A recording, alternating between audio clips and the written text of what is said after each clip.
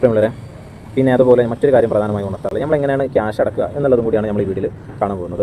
അപ്പോൾ ഫസ്റ്റായിട്ട് ഈ ആപ്പിലേക്ക് ഈ വെബ്സൈറ്റിലേക്ക് ലോഗിൻ ചെയ്യുന്ന ആളുകൾക്ക് ഇങ്ങനെയാണ് കാണിക്കുക. എല്ലാത്തിനും അതായത് എൽമുൽ ഫറൈലൻ്റ് ആണെങ്കിലും മുല്ലാഹസൻ ആണെങ്കിലും ബലാഗൊക്കെ ആണെങ്കിലും ആഡ് ടു കാർട്ട് എന്നാണ് കാണിക്കുക. അപ്പോൾ അതിൽ ക്ലിക്ക് ചെയ്ത് കഴിഞ്ഞാൽ ഇങ്ങനെ ഒരു പേജ് ഓപ്പൺ ചെയ്ത് വരും. ഈ ഓപ്പൺ ചെയ്ത് വന്നതിന് ശേഷം അതിൽ പേയ്മെൻറ്റ് അടക്കുക. ഈ പേയ്മെൻറ്റിൻ്റെ ഇവിടെ പേയ്മെൻറ്റ് അടക്കുന്ന സമയത്ത് നമ്മൾ നേരെ ഗൂഗിൾ പേയിലേക്കാണ് പോലെ. ഗൂഗിൾ പേയിലേക്ക് പോകുന്നതിന് മുമ്പ് നമ്മുടെ അതിൻ്റെ പേര് ഇവിടെ കാണിക്കുന്നുണ്ട്. അതേപോലെ ഇവിടെ എൻ്റെ ഫോൺ നമ്പർ പിന്നെ ഇമെയിൽ ഐ ഡി കാണിക്കുന്നുണ്ട്. അതിൽ ഈ ഓർഡർ ചെയ്യുന്ന സമയത്ത് ഈ ഓർഡർ എന്നുള്ള ഈ ബ്ലൂ കളറിലുള്ള ബട്ടൺ അതിൽ ക്ലിക്ക് ചെയ്യുമ്പോൾ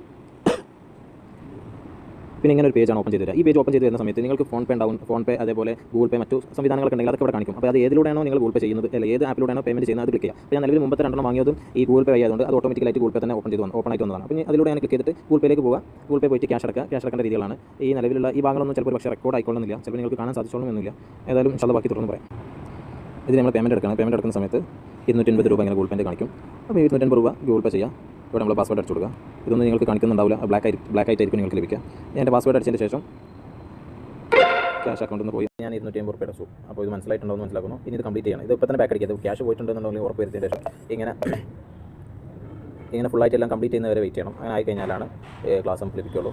പിന്നെ ഇതൊന്നും ഇപ്പോൾ തന്നെ ബാക്ക് അടിക്കരുത്. ഇതെല്ലാം പ്രോസസ്സിംഗ് ഒക്കെ ഫുൾ കംപ്ലീറ്റ് കഴിഞ്ഞതിന് ശേഷമാണ് നമ്മൾ ബാക്ക് അടിക്കേണ്ടത്. ഇൻഷാല്ലാഹ് മനസ്സിലാക്കിയിട്ടുണ്ടോയെന്ന് മനസ്സിലാക്കുന്നു.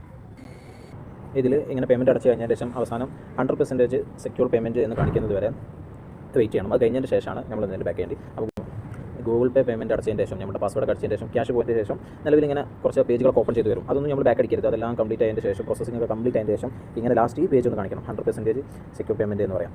അങ്ങനെ കാണിച്ചു കഴിഞ്ഞാലാണ് ക്ലാസ് ലഭിക്കുള്ളൂ. ഇൻഷാല്ലാഹ്